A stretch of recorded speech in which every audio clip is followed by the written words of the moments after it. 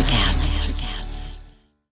Cars say a lot about who we are. It represents freedom for a lot of people. This season on Drive, I'm going to talk to all sorts of different people. I looked at car names. Yes. And yes. I found all the car names that have science or astronomically it's inspired. Crazy. It's huge. It is. Yes, I happen to be CEO of Ford Motor Company. For me, it's all about cars, movement, and our mutual passion for things that get us around. This is Drive, and I'm Jim Farley. This episode is brought to you by Paramount Plus. Ewan McGregor stars as Count Alexander Rostov in A Gentleman in Moscow, the new limited series based on the best-selling novel. Stream it on March 29th with the Paramount Plus with Showtime plan. Visit ParamountPlus.com to try it free. Hold on to your butts. We are changing the course of history as we see it. That is what Wesley demands. Now, this affects Iris. Iris, where are you? What you feel only matters to you. I do not entertain hypotheticals. The world as it is vexing enough. Iris, I have a tip for you. Don't take drugs! Or whatever movies with Wesley and Iris.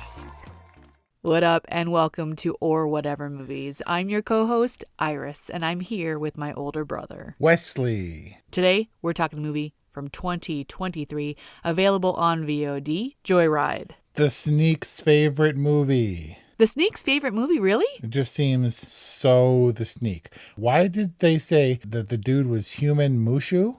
Are they referring to the food? I assumed without thinking too much about it that they were referring to the dragon from Mulan. See, I thought that too, but the dragon is not hot. That dude was definitely human Shang. Let's get down to business. And he's all yoked and buffed and hairless, even though that dude wasn't hairless. So they use that to describe Stephanie Shu's boyfriend? Okay. Is that who you're referring to? Yes, the virgin. The ultra-Christian, super hot guy. Yeah. Clarence. Pretty hot Australian. Yeah, I guess. Also Chinese, probably. And by human Shang, I mean just that the other Shang was a cartoon. Well, based on a historical figure, but yes. But I mean, she was the one who was all into Splinter, right? So I guess maybe she has a thing for cartoon dragons. I don't think Kat was into Splinter. Wasn't that Audrey? Dude, which one was Audrey? Is that racist? Okay, let's just get this straight. Audrey, this is a story about the friendship between Audrey and Lolo. And then there's Kat and Deadeye. Yes, okay. Those are our four main characters. Okay. But also, when I was watching this, I was like, oh, that's Naomi from Beef. And, oh, Jopu Tupaki is making an appearance. And, hey, that's the CEO from M3gan. Man, that's a lot of polls. But he doesn't die here. Nobody dies here. This is a comedy. Well, a lot of the jokes died. I feel like this is the worst possible movie for you to be reviewing, considering the funk that you're in right now. That is why we're going to be discussing this. I'm going to be interviewing you for this discussion. Well, hey, it's easy to rip on this film, but I think I have more to offer, so let's go. What? LFG, bro. About JOYRIDE, in your opinion, what was funny? All right, so you're just going to go right for the jugular, huh? Okay. In JOYRIDE, what secret yet prominent role did Awkwafina play? Ooh, secret but prominent. Mystery. This is our ongoing sequence of Awkwafina just showing up in movies. Trick question, none. You're racist. Oh. This does scream Awkwafina. However, Adele Lim, feature film director for the first time on this project, was also the writer on this film, as well as Raya and the Last Dragon, which did feature Awkwafina, which I thought sucked. Yeah, Awkwafina does the voice acting. She's also in Crazy Rich Asians. Yes, which also Adele Lim had a writing credit on. So good for Adele Lim. Her feature debut. Is it good, though? Is it? I mean, from a purely neutral perspective, yeah, good on a filmmaker for making her feature directorial debut. Sure, and this is why it's dangerous. Blah, blah, blah, she's a lady. First-time feature film director. Look, it's all Asian. We're Asian. We should love this movie. But this is a special request from our avid listener and friend, Celia the Chill Cho. This is a chill request? Yeah. Oh, no. What, does that change something? I mean, kinda. You'll attest that I've been hesitant about this movie since the first mention. I was like, please don't make me tear apart a movie like this. I'm always worried when Kelly Ray or The Sneak or anybody formally requests a movie because they're not like, oh, that's a terrible movie and let's watch them listen to them tear it apart. It's generally a movie that they hold in high regard. And now I have to crap on it. Cell, I think, feels a certain amount of responsibility to keep me accountable for supporting Asian entertainment.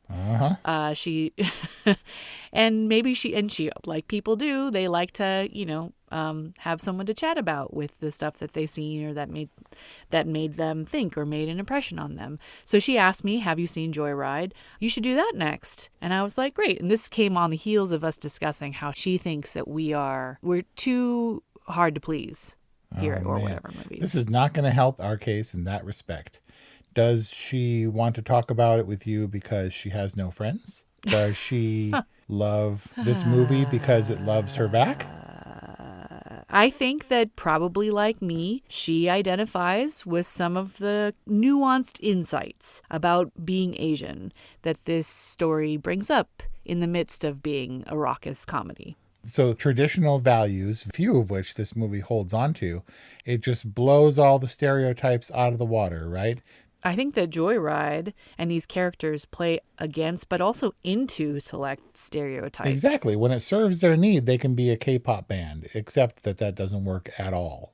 We only think of these characters in terms of stereotypes because there are so few well-rounded versions of them in entertainment.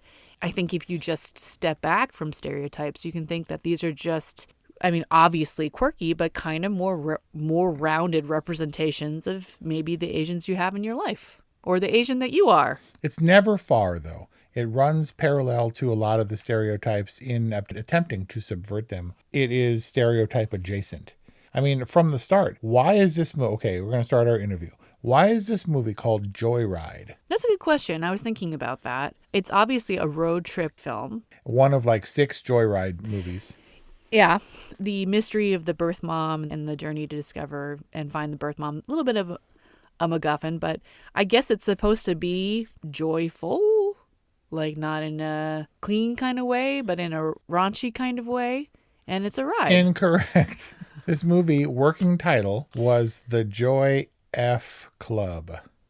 Wow. Because it's just like the Joy Luck Club. The Joy Luck Club. Which is also an Asian-centric travel movie or where they go to a destination for a specific family purpose. Well, that really brings the basketball sex scenes into focus. Does it? Why is that? Well, it seemed a little bit excessive, but if that was kind of the driving thrust, if you will, of the film as the Joy F Club, then I guess that makes a little bit more sense. She's literally in a threesome when she's talking to her boss. Yeah. It's pretty edgy. Brian hung for the first half hour of this movie, and then he had to check out to do some work. But his first question after, the morning after, was really hoping against hope that it wasn't true, but did Joe Putapaki hook up with the basketball dude, the Fabio-looking basketball player? Uh-huh. Because he really didn't want her to. Why? Because she was with Clarence. Oh. And so he was really disappointed that she, I assume, succumbed to Fabio. Fabio? Yeah, when he lets down his hair and it's all luscious and stuff. He wasn't doing it for me at first. And then when he took down his hair, I was like, whoa, that is kind of hot. Is that how Kelly feels about you? I think it's closer that that's how The Sneak feels about every Asian in general. Okay. Way to deflect, Wes. I think our listeners need further context for why you're in a funk. What's going on with you? Mom's being a punk. Hey, that rhymes. Why are you in a funk? Mom's being a punk? Yeah. You're a poet and you didn't know it. Yep. All right, well, stop being punk. No. Are you giving me a dead eye face? You know that I have a patented dead face. Wait, it's patented and that's what it's trademarked as on the paperwork? Yes. Dead Okay. face. Not dead eye, but dead face. Yeah. Well, you're Asian. Half. So this is what kept on coming up in the viewing of Joyride. I'm Asian. Yes, but half. Really, I'm kind of whitewashed. But I'm also a chameleon who, I'd like to know if this applies to you, tends to play to my identities as I see fit or as is advantageous. I've never done that. Oh, yeah? I've never Latin done that. honors? Uh-huh. We like to talk about growing up in the hood. I literally grew up in a place where we used whiteout to write Asian Power on our backpacks What? at school. Yeah, because in Torrance, there are a lot of Asians.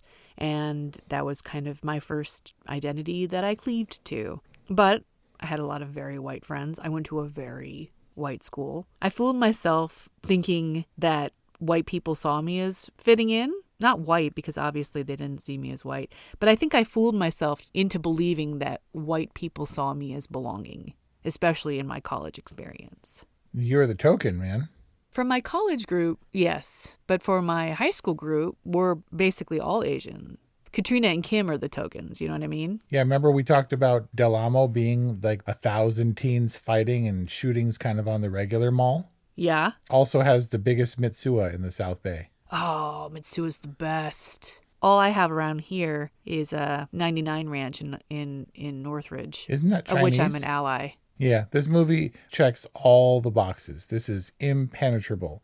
People have to be very careful about trashing this movie. It was a movie that, at its center, the one character was being supported by her friends in this, going to find out about well, they weren't. They were actually just going to go see family, right? And she had this secret goal. She didn't have any secret goal. Audrey was very specifically going to China to close a business deal. And she had set herself up as the person to do this because she had let on, I assume, and mistakenly, that she spoke Mandarin. And then she was bringing Lolo, because she feels pity for Lolo, even though Lolo is her best friend, as her interpreter. And then Lolo invited her cousin Deadeye, because I think she also similarly had pity for Deadeye, because Deadeye doesn't have any friends other than her internet K-pop friends. And then they met Kat, who was acting in a film there. How many times have you seen this movie? It's not that convoluted of a premise. It becomes about this journey of discovery, her identity. Oh, she's Chinese. Oh, she's Korean, and Koreans hate the Chinese. And at least she's not Japanese, because they both hate the Japanese. But she goes to find her mom, and it's got this chewy center of emotionality or whatever, surrounded with a candy coating. And I wonder if those things play at odds. If you have a farewell-style family kind of movie, then you have the raunchiness that turns everybody to whom that would appeal for the most part off. Like, you can't take Uma, or what was Grandma's name in the farewell? Nai. You can't take Nai or Uma to, what is this? Joyride. Joyride? Yeah. But there's definitely a Nai in Joyride. You either have the family story or the WAP story, and these two are not interchangeable. This movie is... Sorry, did you say WAP story? WAP story. What's WAP? In the Cardi B sense. I don't know what you're talking about. What's a WAP?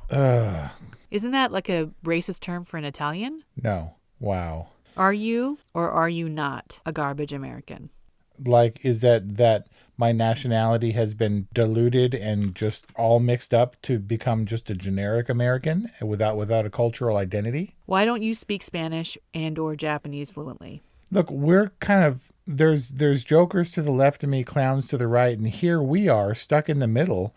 We're supposed to be all things. That's why we're opportunists. It's why we're like, I can be Latin when it comes to getting into school, because being Asian certainly doesn't help me to get into UCLA. And I can get Latin honors, and then we can pick and choose, because we can't be both things. Spanish is hard enough. I took Spanish in school because Japanese required another alphabet. We're Mexican and Japanese, which just makes us Southern Californian. How do you feel about not speaking those languages? I don't think I can go to Tokyo and be like, I'm home. This is my people. no one else is my people, arguably, than in Southern California, where it doesn't matter the nationalities blending or whatever, because we're a blended people. You know, it's funny. Mexicans can always identify that I'm Mexican. Like, I'm not sure what it is, but they like always know. But I was surprised that when I was in Japan, more people didn't just start speaking to me in Japanese. Because I think, at least outwardly, identify more as being Asian or being Japanese. You're an other over there. But I think that I'm still very much perceived as an other. And there are a lot of other superficial cues that would suggest that I'm not, you know, from Tokyo or Kyoto or wherever I have to go. Watashi wa Nihongo ga hanasemasen. That's why. Do I feel shame at being a garbage American? Not really, because it doesn't really factor in until we're in those situations in other countries where we're really put to the test. But I cut my hair and met you in Cairo and got all possessive and stole you away. And I was walking around Cairo with my sunglasses on and people would not stop talking to me in Arabic. Just left and right. I fit in Cairo like nowhere else in my entire life. Or could it have been the exact opposite, that you were so other, you were so extreme in your otherness that they just wanted to talk to you and the only way they could was in Arabic? Nope. I was generally brown and not particularly American look. I don't know. It was weird. Speaking of Fat, whom I affectionately call Fat, and whose real name is Jeanette, this totally made me think about her. She recently sent me a text. It was of a picture. It was of one of those, you know, those word art things that people have hanging in their homes. Yeah. Like Carpe Diem and Live, Laugh, Love. I like to cook with wine. Sometimes I put it in the food. Namaste in bed. She sent me one of those. She sent me a picture of one of those that said, "The best memories come from bad ideas done with best friends." And and it was so true, and it totally made me think of Joyride. Oh, nice way to bring it back to the movie. Right? Because this is all about, it's all the things. It's the chewy center and the raunchy comedy, but at the heart of it, it's a search for identity. It's an exploration of identity, and it's definitely about a friendship through trials and bad choices. Hey, it's Kaylee Cuoco for Priceline. Ready to go to your happy place for a happy price? Well, why didn't you say so? Just download the Priceline app right now and save up to 60% on hotels. So whether it's Cousin Kevin's Kazoo Concert in Kansas City, go Kevin, or Becky's Bachelorette Bash in Bermuda, you never have to miss a trip ever again. So download the Priceline app today. Your savings are waiting. Go to your happy place for a happy price. Go to your happy price, Priceline. Life is hard, but finding a really great podcast makes the days go by so much easier. Hi, my name is Blue Telusma. I'm a writer, an emotional intelligence coach, and the host of Humanize with Blue Telusma, a podcast where we believe that when you humanize everyone in the room, a great conversation is almost guaranteed. Join us every week here on Electricast as me and my guest co-hosts unpack big topics and interview even bigger personalities with a sense of humor and a dash of mischief. If you're looking for a new best friend in your head, we've got you covered. Electricast. And ripping off every movie over the last 30 years that came before it of this type. What is of this type, you ask? Well, there was the fish out of water stuff, definitely. There was the Joy Luck Club / farewell travelogue kind of vibe. There's the at odds with family and cultural norms and stuff. And we just did this. Stephanie Hsu was in Everything Everywhere All at Once. And I gave that movie a totally. And it was all awkward and family troubles and identity and blah, blah, blah. And I was like, I get it. But this one, I saw too many of the pieces. Man, all I know is every time this movie had a musical montage, it got progressively worse and more offensive. And not necessarily offensive to me, but I thought the montage of them stuffing drugs up each other's butts and doing copious amounts of coke or whatever was ridiculous. And then the next musical montage was what? Was that the K-pop one? Probably. Or was that the basketball sex one? Oh, yeah. There was the... Right? It got crazier and crazier. Anytime music played, it was like greased lightning up in here. A reference because of its musicality, but also because of its raunchy dirtiness. Grease Lightning is a dirty ass song. And a general, like, utterly fantasy component. The first one was stayed on the rails. Get it? Because Coke is like rails is what they call it. But every one was so off the rails where it was a full-on K-pop music video. And it was it was like the most ridiculous sex scene I've ever seen. Like across 4 different people with hair pulling and basketballs and stuff. And vibrators and threesomes and business calls. Yeah, I think it kind of reached its height of ridiculousness with a full-on fantasy sequence K-pop music video. Not worse, just more outrageous. Like truly, truly, truly outrageous. Yeah. I mean, it was completely, I don't know, it wasn't even supposed to be in their imagination. It was just a complete diversion. Wait, you're white adjacent. Did you get that reference? Which one? The Jam and the Holograms reference. Oh, yeah, no. Man, the sneak is going to be disappointed. You're like her link to this world. You're the Asianist person. No, that's not true. She has many more Asian people. I was about to say, what?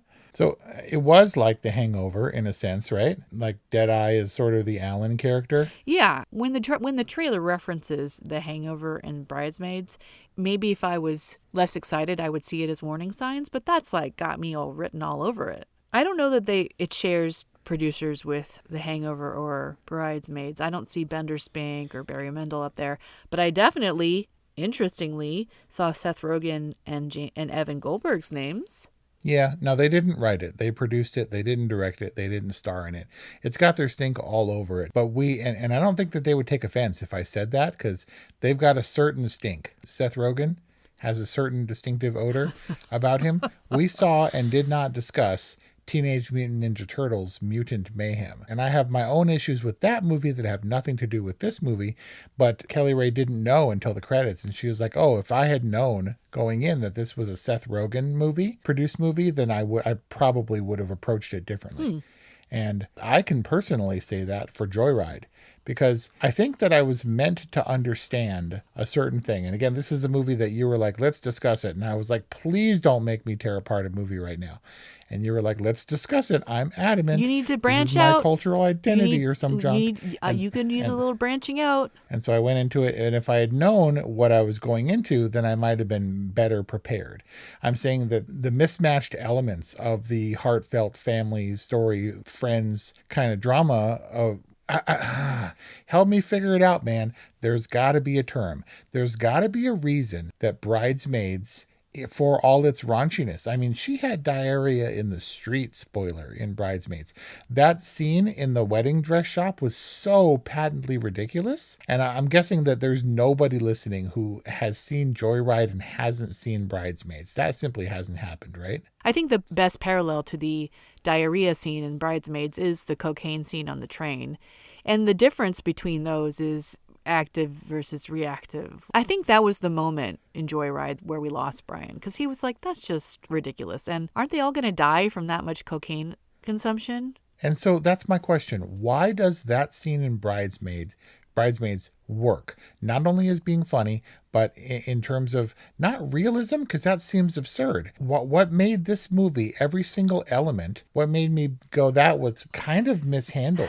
Because the plausibility in a raunchy comedy should not be the issue. When characters in comedy are reactive, it's funny. And when they're active, that's not where the funny comes from. It's the results of that activity that are funny. And that's the difference between the diarrhea scene and the cocaine scene. Which is the diarrhea scene? The diarrhea scene reactive, right? Because they go to the Brazilian churrascaria. Yeah, now we're on the same page, term-wise. Okay, I don't feel like any of the big set pieces in this movie worked for me. I didn't feel like they were real. Maybe they were too active, too assertive in their, this is funny! Don't you see it's funny? And I was like, no. Maybe because it wasn't reactive. There were similarly absurd elements for sure in Everything Everywhere All at Once. This to me is the difference between Bridesmaids and Ghostbusters. Paul Feig's Ghostbusters. The all-female Ghostbusters. It simply stopped working. And you have to be like, oh, but you're trashing a female-led movie. No, that is entirely not the point.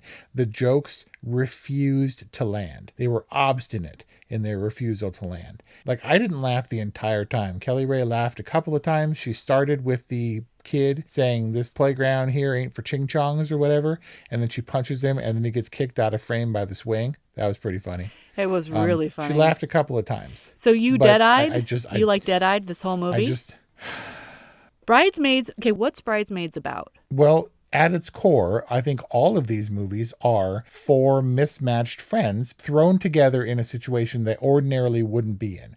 And they come with a single goal or whatever, to be bridesmaids, to be Asians representing abroad or whatever, to be in Vegas for their friend's bachelor party. And the humorous situations that arise, and when each of them is faced with a dilemma, how they react and bring their own personalities. What are Alan's uses in Vegas? I don't know. To but roofie I guess everybody? he's the one to take the hit from Mike Tyson when nobody else could possibly take that hit. The point is that they're thrown together in an unfamiliar environment. They're all different fish out of water, and hilarity ensues. I assume, is that what you're digging for? So where Joyride succeeds, where Joyride soars, dare I say, is in its insightfulness. Listen, I wasn't laughing out loud. I find a lot of the raunchy stuff to be kind of distasteful, but I found a lot of the insights to be funny and touching, heartfelt.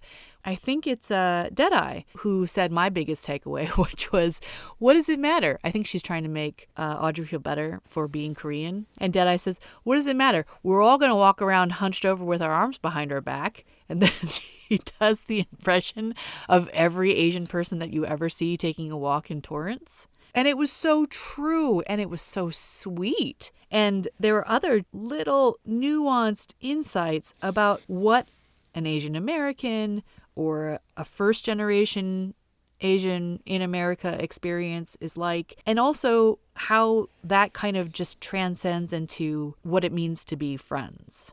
I didn't get the Japanese hands behind the back thing. It's not just Japanese, it's all Asians. That's the point. Well, whatever. I'm saying that you're right. I think that's the point. I missed the Asian friends thing. So let's be clear. I have no problem with the cast. Everyone was strong in their own regard. The exact same way I feel about everyone in Paul Feig's Ghostbusters.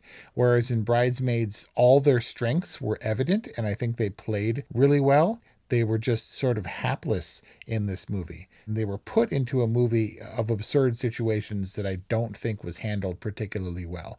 All that to say, there may be some truth underlying in their interactions, in the scenario, in their grasp of the problems that they're facing and trying to establish their identities. Maybe just not for me. The contrivances, the tropes that they both bounced off of and played into, the implausibility, that's my thing. The implausibilities that I think these characters were subjected to. You know what? You're sounding a lot like Frank. Who's Frank? Frank is the douchebag ally racket-playing boss who's like, I'm firing you, but it's not because you're Asian. It's because I fired some other dude for a similar reason, but I'm still an ally. You sound exactly like this dude. Okay. So, are you going to go full Frank? Are you going full Lovebirds? Is this a nope? This movie was at odds with itself, man. The vag tat, she said that she had tried lasering it. No, you didn't. She had tried skin grafts. No, you didn't. That's not how you cover a tattoo. It didn't work. I think it was handled wrong. And I think it was handled by an amateur. And that feels terrible. And that's the nicest possible thing I can say about Joyride, is that I can find specific fault, but it didn't make me mad. It was whatever. It was whatever. Like, if anybody was like, what did you think? Especially the sneak. Like, do you recommend it? I'd be like, And I got to be true to myself. I have to embrace the identity of who I am. And that's a dude who sees movies like Joyride and has to be like, because remember when you said that you were being way too nice about movies and you had to stand your ground? This one helped me to remember who I am and what's important in my life. And that is standing my ground against poorly made movies. So in an interesting, ironic way, this did help you with your self-identity. It worked. You found your identity through Joyride, a movie about identity. Right, but you're going to poster blurb it. You're going to poster quote it, and it's going to say Joyride. It worked. No, it didn't. Whatever. I can't tell if you're being nopey mopey. I can't accuse I you of being nopey.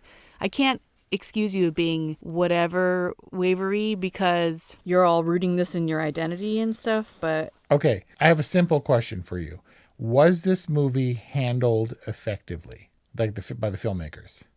I think that this movie was pretty true to itself. It's right up there with The Hangovers and Nothing is up there with Bridesmaids The Hangover. with you? Nothing is up there with The Hangover. The Hangover is one of my favorite movies of all time. Bridesmaids, pretty up there. Pretty darn watchable. In heavy rotation. Everybody loved Bridesmaids. Yeah. The Hangover, up until Joker, was the highest grossing R-rated movie in history. You know, I went to a pre-release screening of Bridesmaids, and afterwards, like an idiot, I raised my hand and asked Barry Mendel what he thought Bridesmaids as a movie would do for women. What an idiot. Oh my God. I don't ask that about Joyride. I really don't ask much of Joyride. I don't ask what it's doing for women or for Asian Americans or what have you.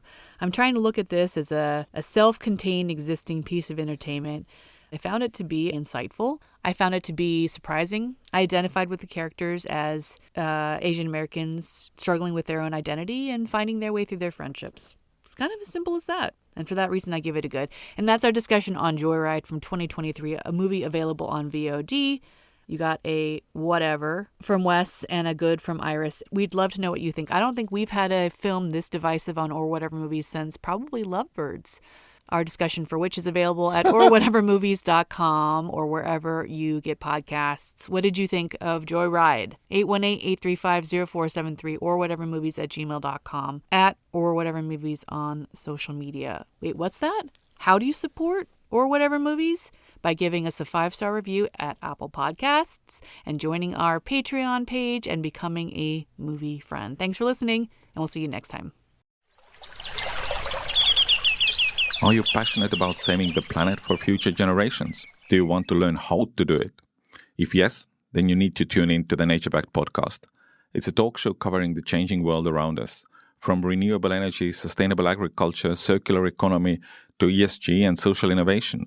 Don't miss this opportunity to discover how you can join the movement and make a difference. Subscribe to the Nature Backed podcast today on your favorite platform and get ready to be amazed. Hi, I'm Mark. And I'm Peter. We're the founders of Electrocast Media, bringing you great podcasts like Nightmare Road Stories, Tech Talk Revolution, and Bodacious Minds. Electrocast networks include Ruby for female empowerment, the Best Business Network, and GPN for geopolitics. We built this company to create community and amplify diverse voices, and we really appreciate your support. So, keep listening to Electrocast podcasts and hear the culture. Electrocast.